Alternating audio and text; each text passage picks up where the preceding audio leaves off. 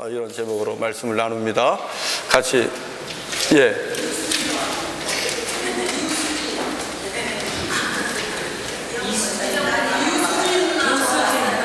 예.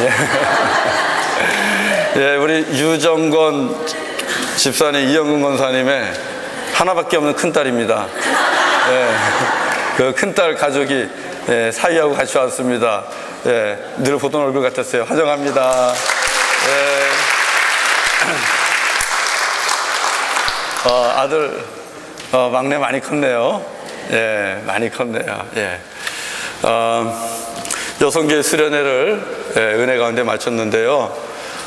좀 아쉬워요. 왜냐하면 좀 더 많이 오셨으면 했고, 그래야 우리가 또 같이 양육이 될 수 있는데 많이 빠지신 분들이 있어서 좀 그렇습니다. 그래서 할 수 있으면 여성교회가 못 오시는 분들을 위해서라도 가을쯤에 또 아예 교회에서라든지 이렇게 시간을 만들어 주시면 그러면은 따로 모임을 할 수 있겠다, 그런 생각을 해 봅니다. 아무튼 오신 분도 수고하셨고, 또 못 오셔서 미안해 하신 분들도 수고하셨습니다. 예, 여성교회 수련회를 통해서 그리스도를 만난 자들, 예수를 만난 자들을 우리가 같이 말씀을 나눴습니다. 주님께서는 하나님의 일을 하실 때 혼자 하지 않죠. 그죠? 혼자 하지 않습니다. 같이 하십니다. 함께 하십니다. 그래서 이런 말씀 드렸어요. 우리 남성교회 때 얘기했는데, 예수님은 졸던 놈도 깨워서 데리고 가신다, 그런 말을 했습니다. 예수님이 겟세마네 동산에서 기도할 때 제자들 다 잤거든요. 자던 놈들이라고 해서 그냥 두고 가신 것이 아니라 자던 놈도 깨워가지고 같이 가자, 이렇게 해서 예수님이 가야 할 길을 가셨습니다. 우리 예수님의 이 사람을 세우는 모습을 보면 우리하고 다릅니다. 우리는 겉모습이 좋아야 됩니다. 신수가 훤해야 일단 택함을 받을 수가 있습니다. 그리고 우리는 스펙이 좋아야 됩니다. 영어도 잘해야 되고, 또 프렌치도 좀 할 줄 알아야 되고, 그리고 또 공부도 좀 했어야 되고, 그 사람들 만나면 말도 곧잘 좀 할 줄 알아야 되고, 우리에게는 이렇게 사람을 택할 때 따지는 스펙이 있습니다. 그렇기 때문에 어쩔 수 없이 우리가 힘쓰고 애쓰고 사람들 눈에 들려고요. 그래서 뜯어 고치고 뭐 화장하고 뭐 그렇게 하는 거죠. 그죠? 근데 다행히 우리 여호와 하나님께서는 사람을 그렇게 뽑지 않습니다. 여호와 하나님께서는 오직 우리의 중심을 보십니다. 저와 여러분의 마음의 중심. 예, 이건 사람이 보지 못하는 거죠. 그래서 주님께서는 우리에게 너희는 마음을 새롭게 하라, 이런 말씀을 많이 하십니다. 심령으로 새로워져야 된다. 그 심령은 여호와 하나님을 중심으로 사랑할 수 있는 열정이 있느냐 없느냐, 이것이 중요합니다. 열심이 없는 것도 라오디게아 교회를 책망하시면서 마치 죄라고 말씀하셨어요. 하나님 앞에 열심이 있느냐 없느냐, 굉장히 중요한 것입니다. 그 다음에 또 하나는 순종할 수 있는 신실함이 있느냐 없느냐, 그걸 보시죠. 순종할 수 있는 신실함이 있을까 없을까. 순종하지 않으면 하나님께서는 세웠다가도 그만 떨어뜨리는, 무너뜨리는 그런 것을 우리가 사울 왕을 통해서도 알 수 있습니다.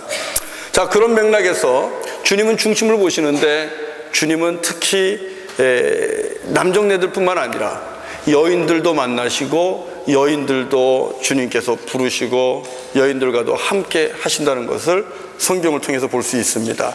그것이 무슨 대수겠느냐 하겠지만, 여러분 지금과 다르죠. 지금부터 2000년 전이잖아요. 그죠? 우리 예수 그리스도께서 활동하실 당시에 여인들은 사회적인 약자 중에 약자일 수밖에 없지요. 사회활동 마음대로 할 수 없었겠지요. 지금도 그런 중동 국가에 그런 나라들이 있는 것처럼 여인들은 사회적인 약자 중에 약자입니다. 그러나 주님께서는 그 연약한 여인들을 찾아가 주시고, 또 말을 여시고 대화를 하시고, 그리고 그들로 하여금 복음의 생수를 먹게 하고, 그리고 눌린 자 가운데 있던 여인들을 자유케 하시고 힘있게 하시고, 그리고 나서는 이 주님의 나라의 일꾼으로 나갈 수 있도록 그렇게 주님께서 길을 열어 놓으시죠.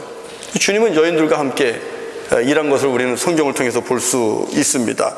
여러분, 누가복음 8장 1절부터 3절을 우리 같이 한번 찾아보겠습니다. 거기에 보면 우리 예수님의 사역에서 여인들의 역할이 얼마나 중요한가 하는 것을 확인할 수 있습니다. 누가복음 8장입니다. 누가복음 8장 1절로 3절입니다. 1절로 3절.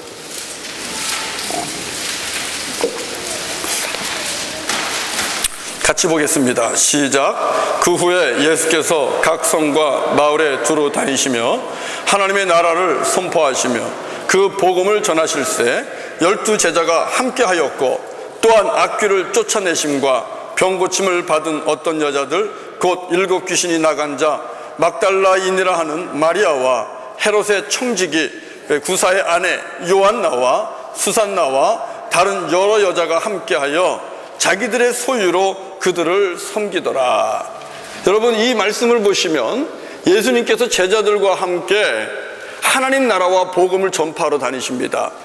그런데 우리가 기억하는 것은 예수와 12 제자들이 복음을 전하러 다니는 모습이죠.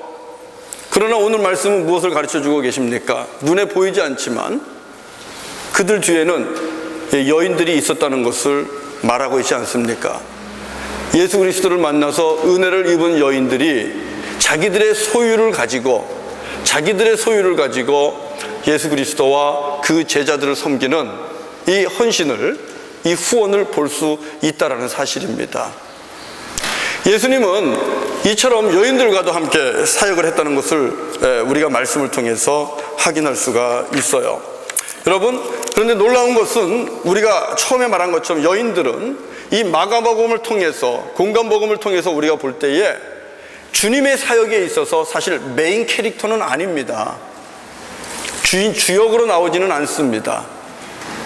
마이너의 입장이죠. 소수의 입장입니다. 그래서 조연, 때로는 조연 중에 조연, 이런 역할을 맡으면서 성경을 보면 여인들이 나타나게 되는 것을 우리가 확인할 수 있습니다.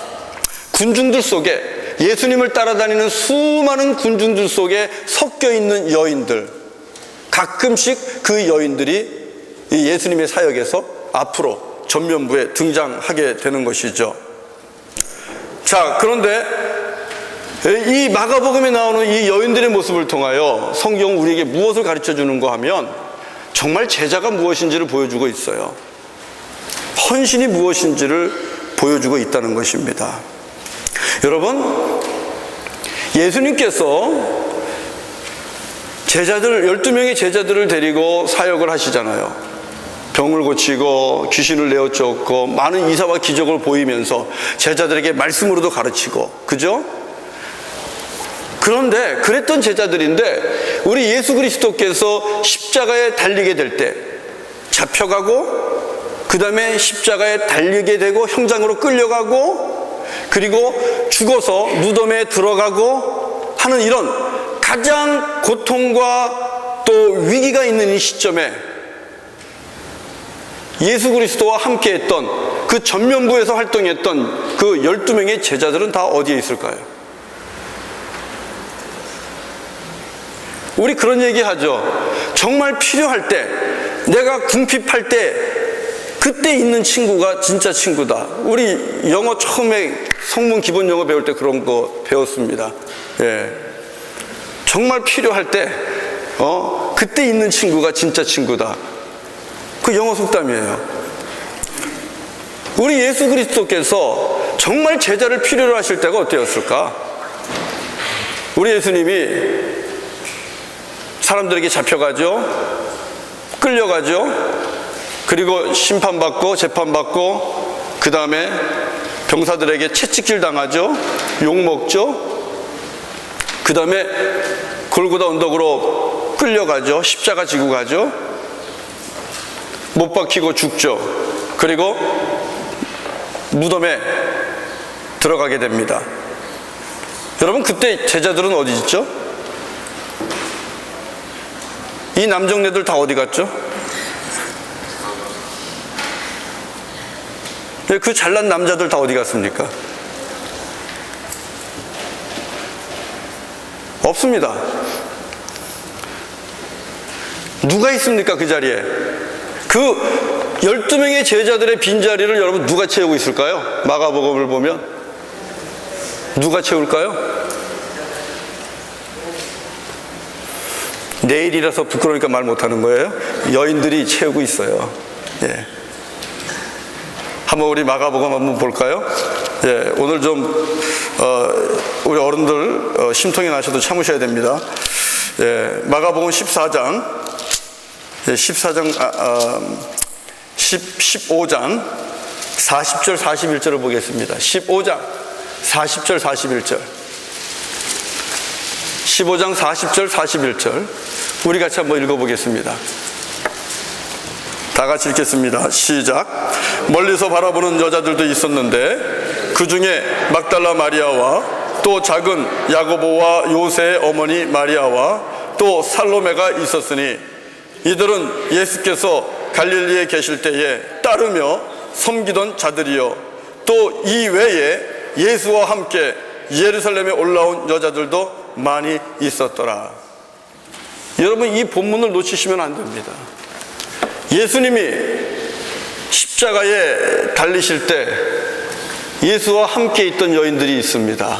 그들은 갈릴리에서부터 예수 그리스도를 만난 자들이었고 은혜를 입은 자들이었고 그 은혜 때문에 예루살렘까지, 아니 골고다 언덕까지, 십자가 아래까지 여인들은 따라왔습니다. 뿐만이 아닙니다. 예수님께서 십자가에서 내려지고 그리고 무덤에 죽음에 들어갔을 때 그 무덤의 자리, 죽음의 자리까지 따라간 여인들이 있습니다. 무덤의 자리까지 따라갔어요. 그곳이 어디든 예수 그리스도에게 기름을 바르기 위해서 일찍부터 향유를 사가지고 주님의 무덤을 찾아가는 여인들. 12명의 제자가 아니라는 사실입니다. 무엇을 의미하겠습니까? 여러분, 헌신은, 섬김은 바로 이런 것이 진정한 헌신이고 섬김이라는 것을 우리에게 보여주고 있다는 사실입니다. 여러분, 우리는 뭐 직책을 줘야 그래도 좀 헌신을 하는 맛이 나죠. 그죠? 무슨 직급을 주고 위치를 주고 권사님으로, 아니면 장로님으로, 아니면 회장으로, 아니면 위원장으로 뭔가 자리를 주어야 어쩌면 그런 직급도 있고 그래야 우리는 사실 일할 맛이 납니다. 그런데 오늘 이 제자들은 사라지고 정말 12명의 제자들의 빈자리를 여인들이 채우는 이 모습을 통해서 우리에게 주시는 말씀은 이 무명의 여인들, 빛도 없이 이름도 없이 주님을 따라다녔던 여인들, 결국은 그들이 정말 필요할 때 주님 옆에 있더라는 이 말씀을 통해서 이게 헌신이고 이게 제자라는 것을 보여주고 있는 것이죠. 제자들이요, 성령 강림절, 성령 충만함이 있기 전까지는요, 부활하신 예수도 증거하지 못합니다. 부활의 주님을 증거한 첫 증인은 막달라 마리아입니다. 여러분, 정말 제자가 뭘까요? 헌신이 뭘까요? 꼭 이름이 있어야 헌신을 합니까? 꼭 직급이 있어야, 직책이 있어야 우리가 헌신을 합니까? 아니요, 그렇지 않습니다. 진정한 헌신은 그런 것과 관계가 없는 겁니다. 은혜를 받았기 때문에 헌신하는 것입니다. 은혜가 있기 때문에 내가 주님을 섬기는 것이고 따라가는 것입니다. 그리고 그 자리가 내가 생각할 때 이만큼까지가 아니라 십자가 앞이라도 좋고 무덤 속이라도 좋다는 것이죠. 여러분, 이 여인들이 예수님께서 부활한다고 믿었는지 안 믿었는지 우리는 알 길이 없어요. 그래서 성경을 보면 믿었던 것 같지 않아요. 무엇입니까? 그들이 믿고 따랐던 예수 그리스도가 무덤에 갇혔을 때에 다시 일어나지 않는다 할지라도 그들이 입었던 은혜를 잊지 않고 예수 그리스도를 따라가는 것 아니겠습니까?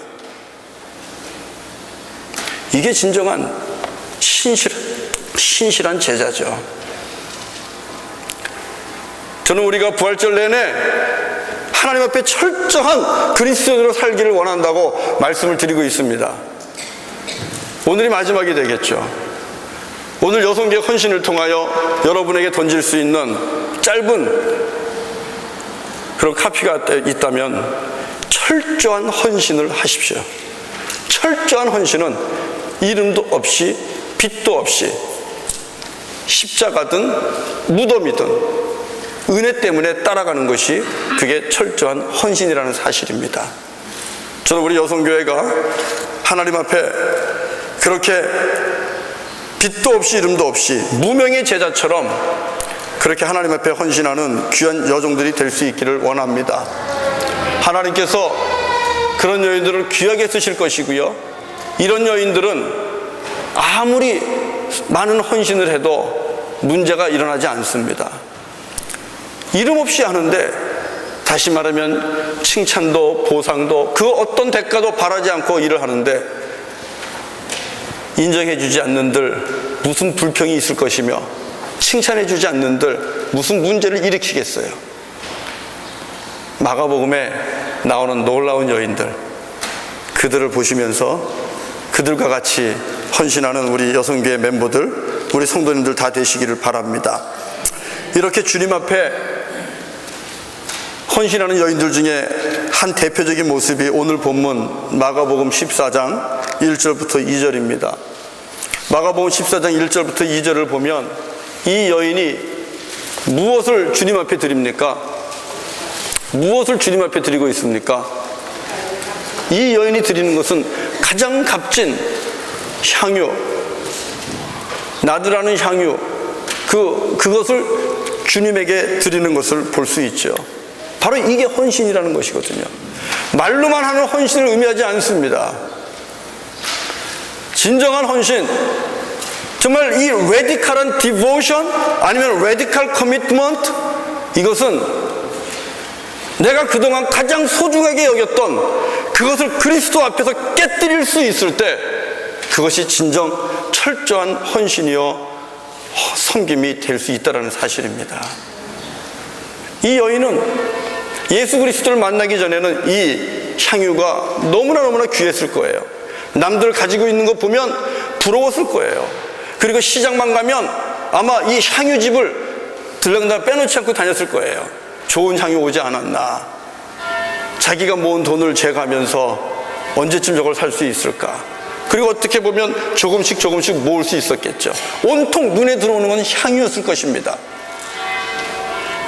그렇잖아요. 아무리 세상에 볼 것이 많아도 여러분 눈에 들어오는 것은 여러분의 관심 속에 있는 겁니다. 여러분 눈에 들어오는 것이 어떻게 보면 여러분의 삶의 목적이고 여러분의 삶의 방향이에요. 이 여인은 아마도 많은 향유, 가게를 갈 때마다, 쇼핑몰에 갈 때마다 이 향유가 들어왔을 거예요. 그래서 그것을 정말 아껴가면서 모았죠. 자랑하고 싶었을 겁니다. 어쩌면 그걸 볼 때마다 스스로가 뿌듯함을 느꼈을 거예요. 그리고 향유가 모아지면 모아질수록 자기의 신분도 상승되는 것처럼 느꼈을 것이고, 자기의 인격이 마치 그 향유의 가격만큼 그렇게 도도해지고 고상해지는 것처럼 그렇게 생각했을 수도 있습니다. 우리 많이 그러잖아요. 아무것도 아닌 소위 얘기하는 명품을 들고 거기에서 만족을 느끼는 사람들이 얼마나 많습니까? 어떤 이들은 뱅크에 돈을 채우면서 뱅크의 밸런스가 올라갈 때마다 뿌듯함을 느끼죠. 그게 목적일 수 있습니다. 그러나 여러분, 이 여인이 주님을 만났어요. 주님을 만나니까 이 여인의 가장 중요한 삶의 가치가 바뀌는 겁니다. 자신의 삶을 이끌어갔던 그 목적이 바뀌죠. 비전이 바뀌죠. 자기가 그동안 모았던 이 향유, 무려 300데나리온도 더 나아가는 엄청나게 비싼 것입니다. 노동자의 1년치의 품삯이 되는, 1년치의 샐러리가 되는 어마어마한 그런 향유입니다. 주님을 만났더니 여러분, 이것이 이제는 나띵이 돼버리는 거예요. 나띵이 되고 마는 거예요. 그리고 무엇보다도 중요한 건 예수 그리스도를 얻는 것이고 예수 그리스도와 함께하는 것이고 그리고 그분이 주신 하나님의 나라라는 위의 것을 바라보고 위의 것을 소망하며 하늘의 보화를 차지하고자 하는 그런 새로운 믿음의 욕심들이 생겨나는 것입니다. 무엇을 의미합니까? 가치관의 변화입니다. 가치관의 변화입니다. 삶의 이 코어 밸류가 완전히 뒤바뀌는 것이죠. 그러니까 이 여인은 어떡합니까? 주님 앞에 이 소중한 그동안 너무나 귀하게 여겼던 것을 하나님 앞에 깨뜨립니다. 주님 앞에 깨뜨립니다. 붓습니다. 주님은 그것을 보고 말씀해요. 네가 나에게 정말 좋은 일을 했다. 네가 정말 나에게 좋은 일을 했다. 옆에서 보면 낭비입니다. 옆에서 보면 그 뭐 한 번 그렇게 예수님 머리 위에 붓겠다고 그 비싼 걸 붓냐? 한 번 뭐 하겠다고 낭비죠? 합리적인 사람들 보면 낭비입니다.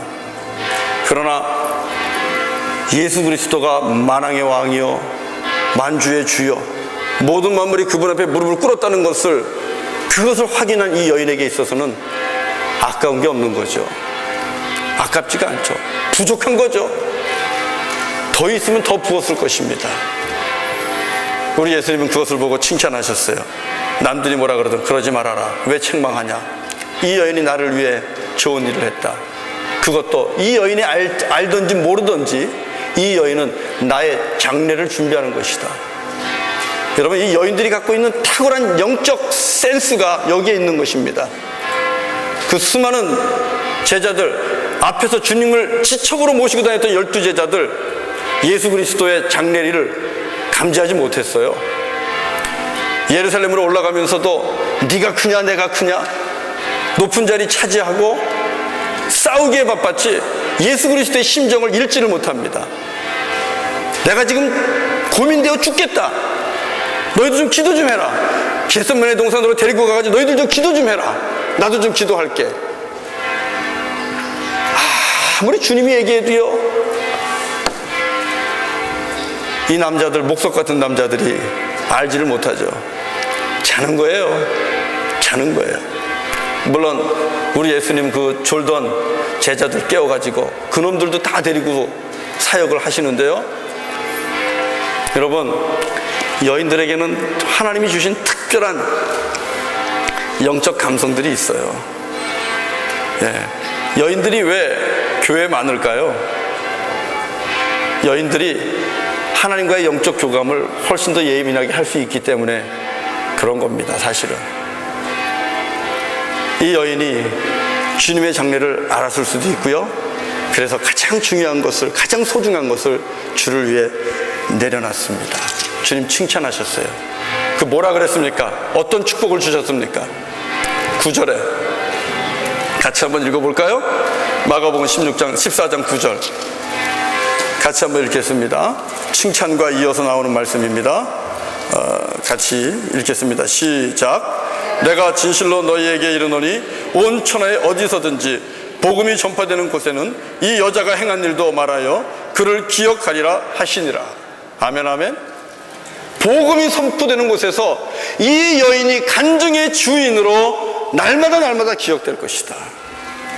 이 여인의 헌신이 얼마나 귀했으면 복음이 선포되는 곳마다 이 여인이 살아계신 하나님, 전능하신 하나님, 구원자 예수 그리스도, 하나님의 나라, 이것이 선포될 때마다 이 여인의 이름이 하나의 증인으로서 기록되라고 축복하고 있잖아요. 우리 사랑하는 성도님들, 우리 사랑하는 성도님들의 가정들, 이 여인처럼 예수 그리스도의 복음이 선포되는 곳에 여러분들의 이름이 하나님은 살아계시다고, 예수가 그리스도시라고, 예수님은 좋은 분이시라고 이렇게 누군가가 전도할 때에, 말씀을 증거할 때에 여러분의 이름들이 하나의 증인으로서 그렇게 불려질 수 있기를 주의 이름으로 축원합니다. 옥합을, 여러분이 그동안 소중하게 생각했던 그 옥합들을 한번 깨뜨려 보십시오. 주님의 나라를 위해서 한번 깨뜨려 보시고 복음을 위해서 한번 깨뜨려 보시고, 영원한 생명을 위해서 깨뜨려 보시고, 죽어가는 영혼들을 위해서 한번 깨뜨려 보십시오. 주님의 몸된 교회를 세우는 데 한번 깨뜨려 보십시오. 그런 사건이 있지 않고서는 우리는 그 증인의 이름에 이름을 올리기가 쉽지 않을 것입니다.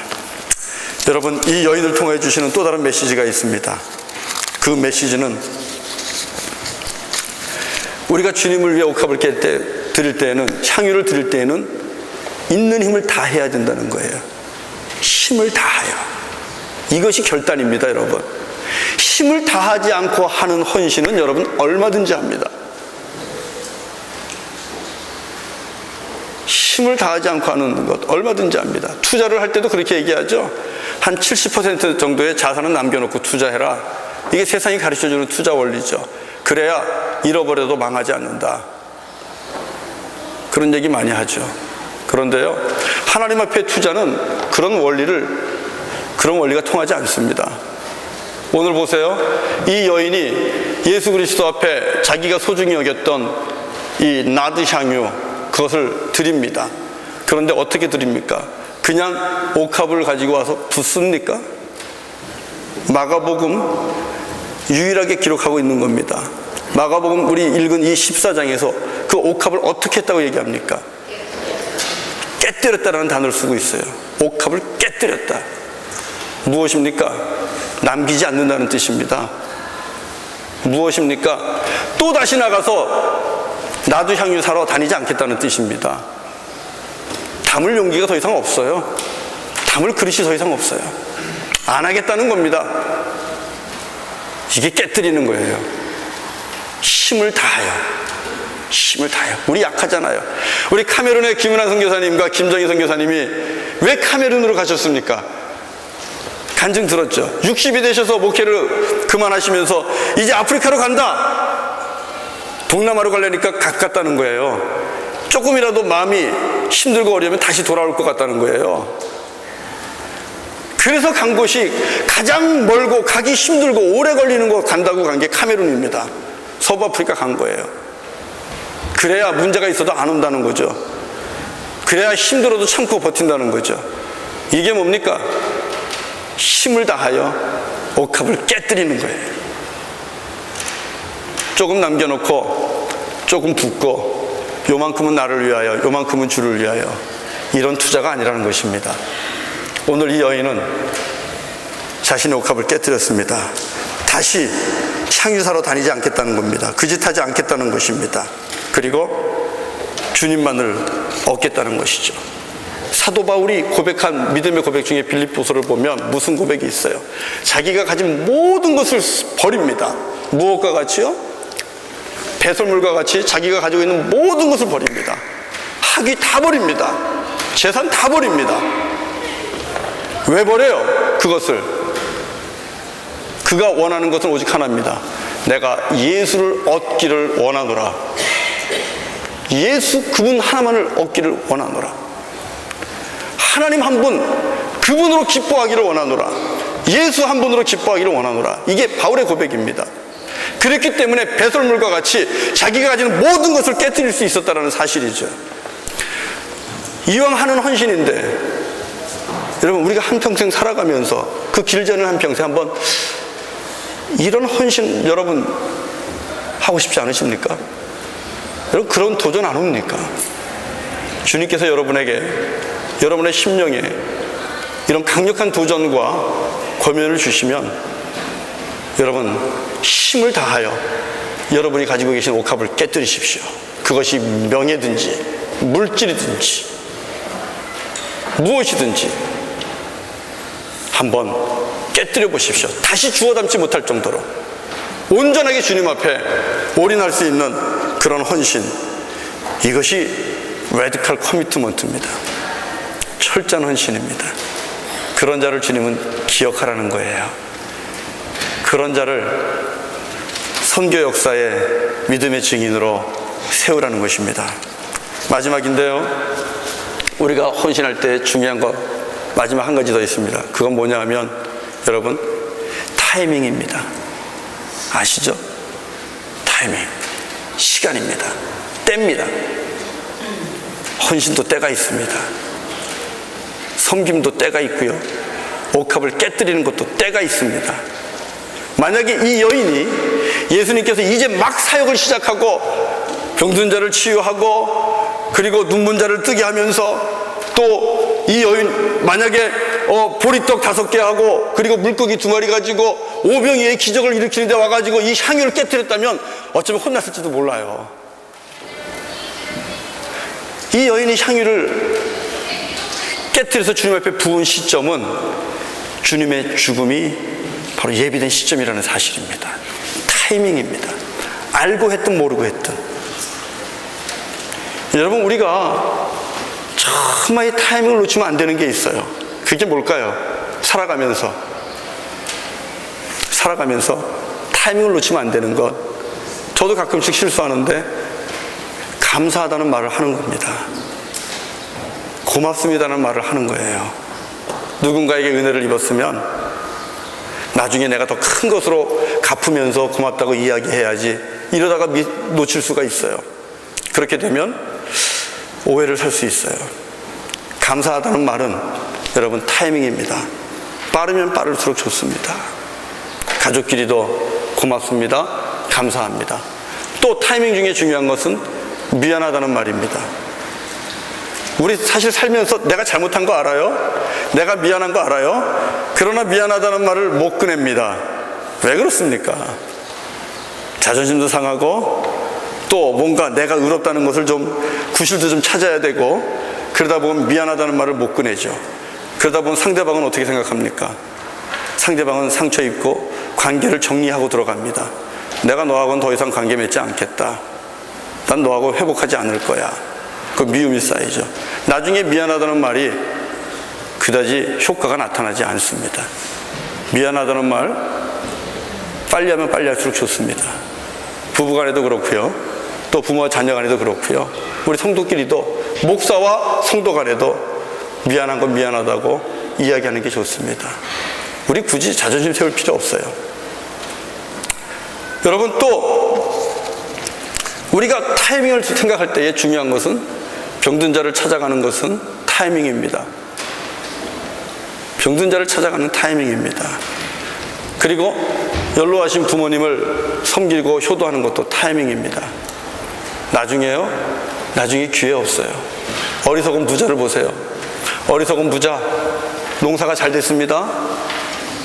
회사가 많은 이익을 냈습니다. 어떻게 됩니까? 무엇을 걱정합니까? 쌓아둘 곳이 없는 걸 걱정합니다. 어떻게 하면 더 큰 창고 지을까? 어떻게 하면 더 쌓아둘까? 그거 궁리하다가 그만 세상을 뜨게 되는 거예요. 그 많은 소출, 하나님이 주신 이 물질의 축복을 이웃들과 한번 나눠보지도 못하고 무엇을 놓친 겁니까? 타이밍을 놓친 거예요. 축복받을 기회를 놓쳐버리고 만 거예요. 하나님 앞에 헌신하는 것, 내가 가지고 있는 귀하다고 여겼던 옥합을 깨뜨리는 것, 여러분, 이것도 타이밍입니다. 주님이 원하실 때, 주님이 여러분의 심령에 강력하게 말씀하실 때, 그 말씀 앞에 도망가지 마시고 놓치지 마시고 여러분의 옥합을 깨뜨림으로써 기억될 수 있기를 원합니다. 여러분, 우리에게 지금은 옥합을 깰 시간입니다. 여름이면 원주민 선교를 가기 위해서 많은 예산이 필요하죠. 많은 사람이 필요합니다. 또 많은 돕는 이들이 필요합니다. 10월달이면 이제 불어권 선교대회를 우리가 진행하게 되죠. 빛도 없이 이름도 없이 사람들 가지 않는 그 뜨거운 열대지역 속에서, 사막지역 속에서 복음을 증거하면서 때로는 좌절하고 때로는 내가 왜 여기 왔나 하면서 후회하고 자기들이 받았던 소명까지도 잃어버리고 지쳐있는, 마치 로뎀나무 아래 앉아있는 엘리야처럼 그렇게 지쳐있는 선교사님들이 얼마나 많겠어요. 그들은 제 소명이 필요하고요, 그들은 성령의 충만함이 필요하고요, 그들은 여호와 한 분만으로 인하여 기뻐하고 찬양할 수 있는 그 사랑이 필요합니다. 우리는 그들을 초청할 겁니다. 그리고 그분들을 모시고 말씀의 잔치를 열 거고 성령잔치를 열 것이고, 그것을 통하여 잃어버린 소명들이 회복되고, 또 완전히 빠져나간 에너지와 성령의 충만함이 그들에게 임할 것이고, 그들은 다시 현장으로 갈 겁니다. 그리고 그들을 보면서 우리 또한 우리를 부르시는 주님 앞에서 우리도 주님 내가 여기 있나이다 하며 우리도 손들고 나아가게 되는 그 놀라운 선교대회, 선교잔치 10월에 있습니다. 많은 것이 필요합니다. 이때 저때 많이 재지 마시고요, 정말 하나님께서 우리에게 말씀을 주시고 또 저와 여러분에게 감동을 주시면 저와 여러분이 소중히 여겼던 그 향유 옥합들을 오늘 본문에 나오는 여인처럼, 이름도 없습니다, 한 여인입니다. woman입니다. 무명의 여인입니다. 그 여인처럼 주님 앞에 내가 가지고 있는 것을 작아도 깨뜨려 볼 수 있는, 힘을 다하여 헌신할 수 있는 그런 우리가 되기를 원합니다. 우리 여성교회 지금까지 얼마나 잘해 오셨습니까? 그러나 2012년도에 다시 한번 우리 여성교회가 할 수 있는 철저한 헌신, 최고의 헌신을 하나님 앞에 보일 수 있기를 원합니다. 그래서 2012년도 몬트리올 한인연합교회 여성교회가 복음이 선포되는 곳에서, 하나님의 나라가 확장되는 곳에서 그 이름이 하나의 증인으로 그렇게 불려질 수 있기를 주의 이름으로 간절히 축원합니다. 우리 같이 일어나서 찬송합시다. 부름받아 나선이 몸 어디든지.